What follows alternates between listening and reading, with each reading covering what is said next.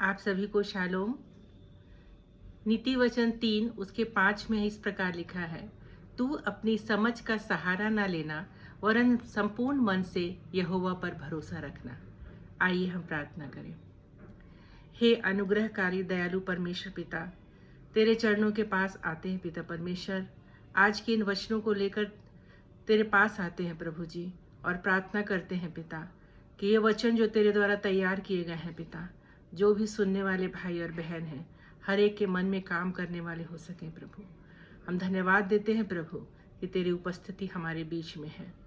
तेरे बेटे यीशु के नाम से मांगते हैं, सुन और कबूल कर, आमीन। आज का जो विषय है वो है, तू अपनी समझ का सहारा ना लेना वरन संपूर्ण मन से यहोवा पर भरोसा रखना। 2023 का हमने क्रिसमस मनाया, 2024 का हमने न्यू ईयर मनाया। हम सब आपस में मिले, बहुत खुशी की बात है। हम सब बहुत खुश हुए और हमने बहुत सी योजनाएं भी बनाई हैं। हमारी बहुत सी योजनाएं जो हमने नए वर्ष में बनाई हैं, उनका सफल होना और ना होना हमारे परमेश्वर की उपस्थिति पर निर्भर करता है। 2024 में हमने हो सकता है योजना बनाई हो नया घर बनाने की, नई गाड़ी लेने की, बच्चों की शादी करने की, बच्चों को विदेश भेजने की, और बहुत सी योजना हमने अपने जीवन में बनाई होगी। लेकिन हमको ये ध्यान रखना है कि जब हमने अपनी योजना बनाई है तो उसमें हमारे प्रभु का स्थान क्या है।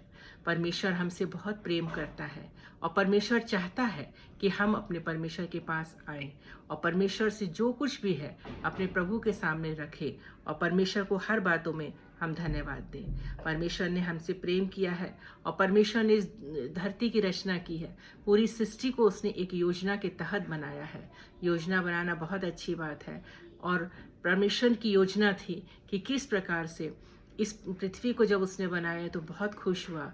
और पृथ्वी को बनाने के बाद जब उसने देखा, हम उत्पत्ति 6 में देखते हैं, तो उसका मन बहुत दुखी हुआ, क्योंकि वो इस पृथ्वी में देखा इतना पाप बढ़ चुका है कि परमेश्वर का भय वहाँ है ही नहीं।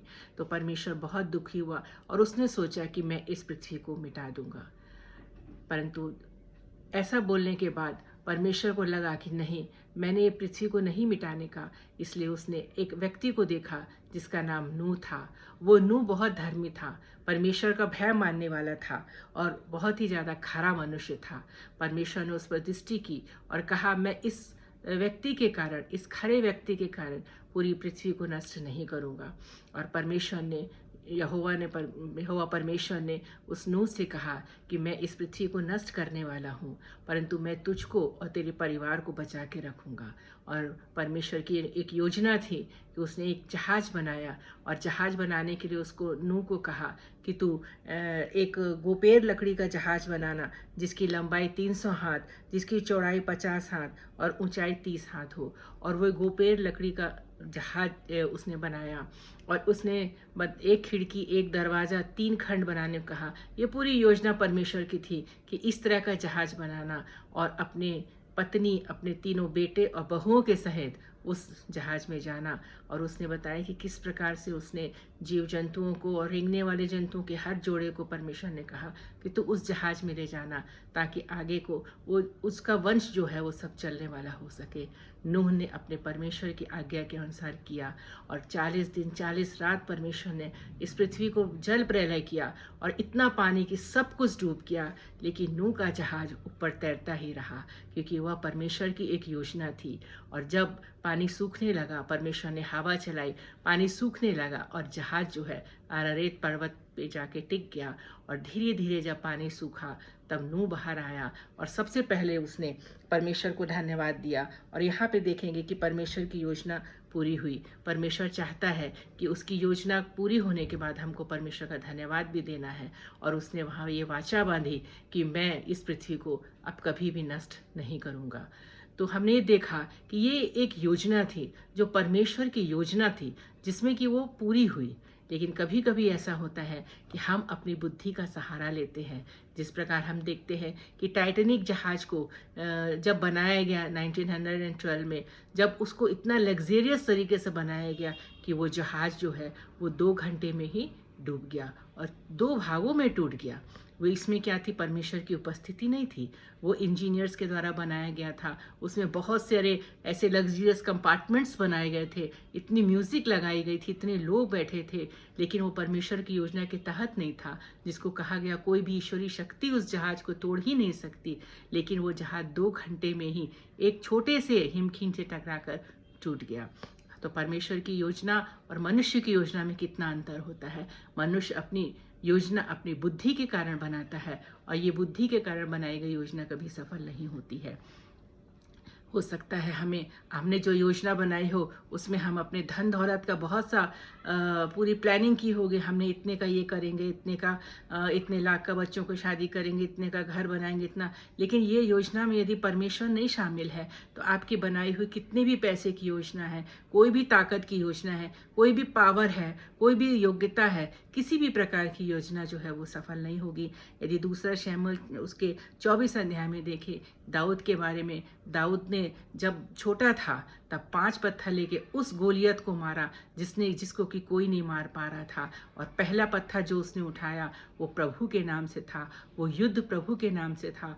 दाऊद ने जितने भी युद्ध जीते वो सभी युद्ध जो थे वे परमेश्वर के नाम से थे, और हर युद्ध में क्या हुआ, विजय हुआ।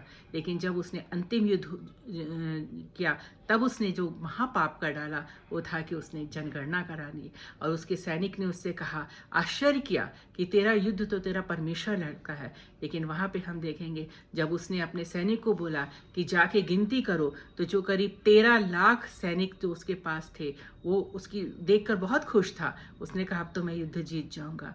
लेकिन जब उसको पता चला ये तो उसने गलती कर डाली, क्योंकि उसको गिनती नहीं करानी थी, क्योंकि उसका युद्ध तो यहोवा की ओर से होता था, और उस गड़बड़ी के कारण उसके 13,000 जो सैनिक थे वो क्या हुए, मर गए। ये उस महापाप का कारण था जो कि उसने अपनी बुद्धि लगाई, अपने कारण से युद्ध लड़ना चाह रहा था, इसलिए क्या हो गया कि वो युद्ध जो था वो हार गया।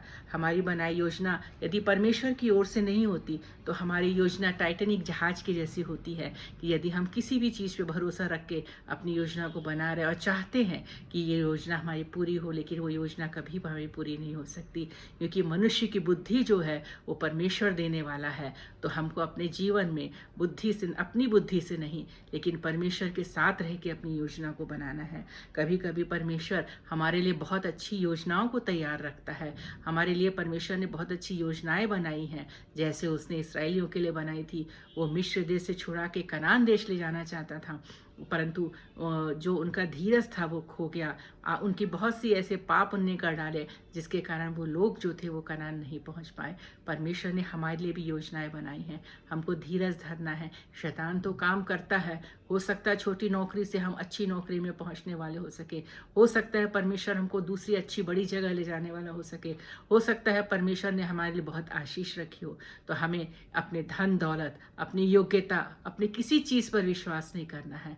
हमें परमेश्वर की ओर अपनी आंखों को लगाना है, हमें परमेश्वर की ओर ताकना है, हमें परमेश्वर की ओर विश्वास करना है। जिस प्रकार यिर्मयाह 29:11 में लिखा हुआ है, क्योंकि यहोवा की यह वाणी है कि जो कल्पनाएं मैं तुम्हारे लिए करता हूँ उनको मैं जानता हूँ कि वे हानि की नहीं वरन कुशल ही की हैं, और अंत में तुम्हारी आशा पूरी करूँगा। यदि हम जो कुछ भी योजना बनाते हैं हम परमेश्वर के सामने हमको रखना है, हमें प्रार्थना में निरंतर बने रहना है, हमें वचनों को पढ़ना है, और अपनी बुद्धि से नहीं लेकिन परमेश्वर के सामने रख के अपनी योजनाओं को पूरा करना है।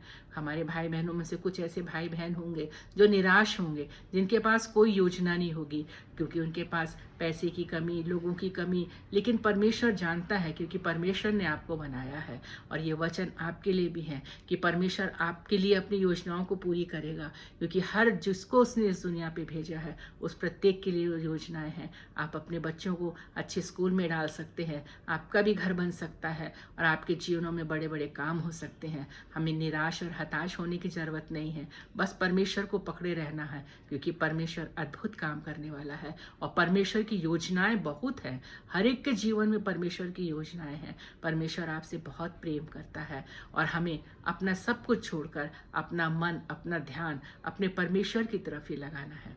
आमीन। आइए हम प्रार्थना करें। अनुग्रहकारी परमेश्वर, तू तो आकाश और पृथ्वी का रचने वाला परमेश्वर है। तूने हर एक मानव को एक विशेष उद्देश्य के लिए बनाया है पिता परमेश्वर। हम तुझसे बहुत प्रार्थना करते हैं, हर व्यक्ति जो इस वचन को सुनता है प्रभु, तो उनके जीवनों में काम कर। उन्होंने जो भी योजनाएं बनाई हैं पिता परमेश्वर, और जो योजनाएं उनके जीवन में पूरी होने वाली हो सके, वो अपने जीवन में तुझको पहला स्थान देने वाले हो सके, योजना तेरे अनुसार चलने वाली हो सके पिता। जो कुछ भी योजना बनाई है प्रभु, वो पूरी होने वाली हो सके और जीवन में अपने तुझे पहला स्थान दे सके, तुझे धन्यवाद देने वाले हो सके प्रभु। उनके जीवनों को तू आशीषित कर प्रभु। हर एक भाई बहन जो भी यहाँ बैठे, उनके घर की जो भी समस्याएं हैं, उन सबों के लिए मैं प्रार्थना करती हूँ प्रभु। तेरे नाम से मांगते हैं पिता परमेश्वर कि उनके जीवनों से हर कमी, घटी, बीमारी और हर बुरी बात उनके जीवनों से दूर होने वाली हो सके, और हर एक के परिवार में तू बहुतायत से आशीष दे। आमीन। आप सबों से प्रार्थना है कि यदि आपने इन वचनों से आशीष पाई है तो आपने प्रियजनों को इन वचनों को जरूर शेयर करें। Thank you.